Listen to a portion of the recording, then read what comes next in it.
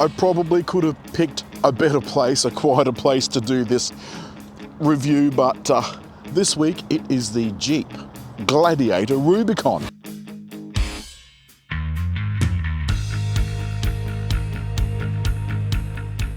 This is a big old beast, longer than the Wrangler, but it's essentially a stretched Wrangler with a tray. There's no diesel option. It comes in a 3.6 Pentastar with an 8-speed automatic. And it's built for all the rugged stuff. There's tie downs on the bonnet, these big, butch, manly clasps to make sure the whole thing is properly latched. And when you're parking, and it's not that difficult to park, but you've got to remember you've got that much out the front of the car. The wheels are 17-inch with an outer measurement of 32 inches. These slider bars are pretty serious. They're solid steel, and all of the outside surfaces seem that they could be replaced cheaply if you happen to come adrift out on the Rubicon trail. And there's little hints of Jeep everywhere, here on the wheel and here on the windscreen.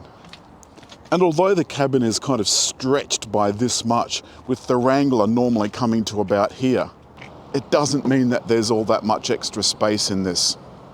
The rear combination lights kind of stick out, kind of begging to be knocked off, and there's extraction points and all of that sort of stuff. As well, there's a high mounted brake light here, a camera, and have a look at this. A soft open tailgate. It's got this nice soft sort of kind of sprayed on covering on the tub. And inside, the tub is absolutely capacious, although there doesn't appear to be an electric outlet. There are some LED lights that come on with the lighting inside, and all of the internal rails for tie downs, plus really serious anchor points. Once upon a time, all of this stuff came off, even the doors. There's cables joining the doors so that the windows have power even though the controls are in the center. Although I didn't need that side step dash slider to get in, it's still a long way up in here. This is a very, very tall car, and everything feels really sturdy. There's surprisingly little legroom despite this being a long wheelbase version, but it still has that rugged feel. There's a big roll bar around the inside of the car to which all of the other stuff is fitted with these very sturdy grab handles. And inside, a place for the speakers. Overhead, this bit is the back bit. That all comes off in one piece, and you can see the front comes off in two pieces with latches all over the place. There are little hidden goodies all over the place, including a speaker for outdoors, top tether points, and there's 3 of those, one behind each of the seats.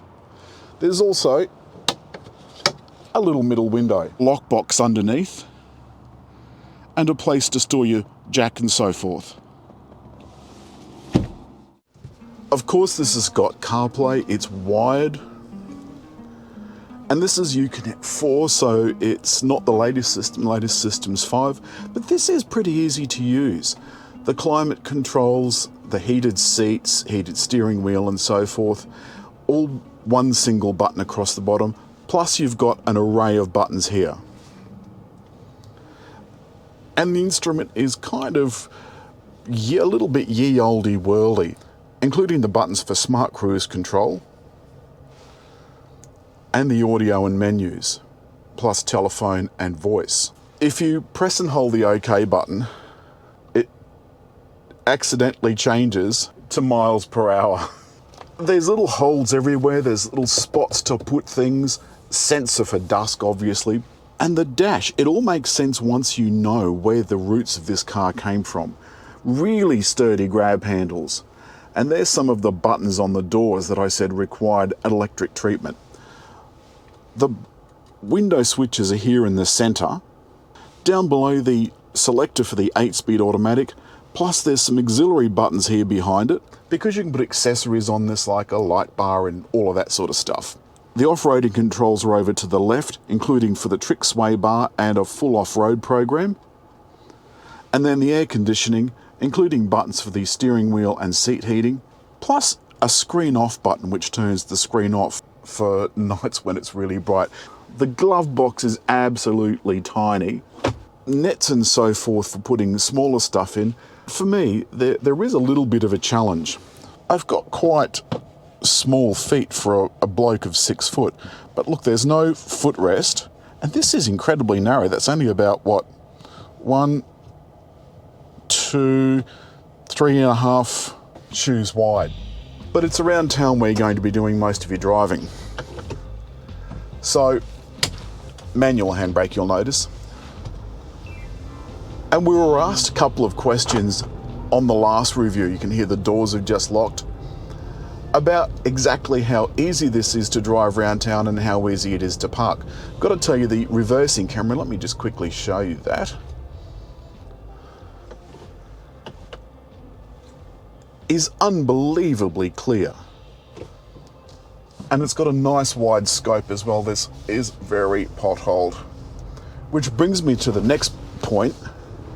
Indicators are on the left-hand side, which will mean a lot to the Australian viewers. The American viewers probably not so much, that's where they'd expect them.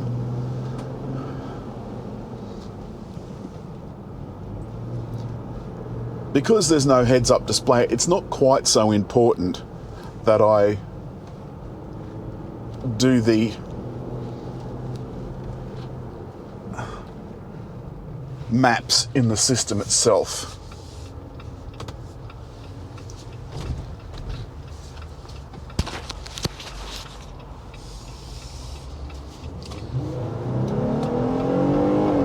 You can hear that Pentastar really works hard for its money. And at the moment I'm running at around 15 litres per 100 kilometres, which I have to admit is not absolutely brilliant. I'm now at 70 kilometres an hour and the steering is a little floaty. You can hear the whirring of those tyres, and the slower I go, the rumblier it is, because these are off-road tyres. Or at least they can go off-road. Which does mean you get tossed around a bit. But as if to prove a point, one of the viewers insisted that this car absolutely could not be driven and parked easily in a parking spot in a shopping centre. Well, I don't have a shopping centre handy, but I do have a fast food joint. We'll just call it the one that starts with M. Okay, let's go in here. And I will prove to you that this is as easy to park as a family hatch. You do have to allow quite a bit of leeway when negotiating corners because there's a lot of car between the two wheels. The wheelbase on this is quite long. Just going to let this bloke go past. Because there are a number of times when I've tried to get in and out and it wasn't as easy as I thought. So let's come around here like so. You just have to allow yourself a little bit of extra room. That comes up. It's got guidelines. You do definitely have to use both mirrors as well though. A 360 degree option would be brilliant. And just have to make sure I don't hit the rubbish bin at the back. And we're in one go. If you've got your phone plugged into CarPlay, there's nowhere to kind of store it, so I've just got it stashed in front of the gear levers. There's nothing to stop it from sliding out over side when you go around corners, so it's kind of annoying. Other than that, it's got to rest either up on the tray at the top in the sun, which is not ideal, or on the floor or on the seat. And there's not a lot in the way of driver aids either. You do have blind spot monitoring, however, you don't have any of the lane controls and all of that sort of stuff. So you do feel like you're driving the car yourself, which is actually quite refreshing for a change. Now, I know you're going to say this is an expensive car, and it absolutely is. There's no doubt about it. But it is so capable. It can go anywhere you want to go. And that is not something that you can say there's a Porsche over here. That's not something you can say about the Porsche. It can't go anywhere. It's not even designed to go anywhere. The Maserati, not designed to go anywhere. Audi Q7. It's a big, luxurious town SUV. And I think you'd be well within your right to ask, what the hell are they for? This, on the other hand, its purpose is very clear. Very clear. It's aimed at happy campers. And then when they get back, they want us to be able to wash it off and not have to worry about it. Not have to worry about being precious with it. The bits that are going to rub, the outside bits, those plastic bits, you can replace those fairly easily. Like I said, I've spent the entire week smiling. Why? Because this thing is so ridiculous.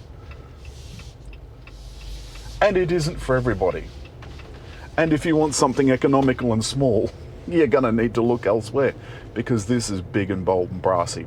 And I loved every minute of it. That's all this week from the Jeep Gladiator Rubicon. It's a car I love almost despite itself. It's big, it's bold, but it does exactly what it says on the box. As always, hit like, leave a comment, and just there to subscribe.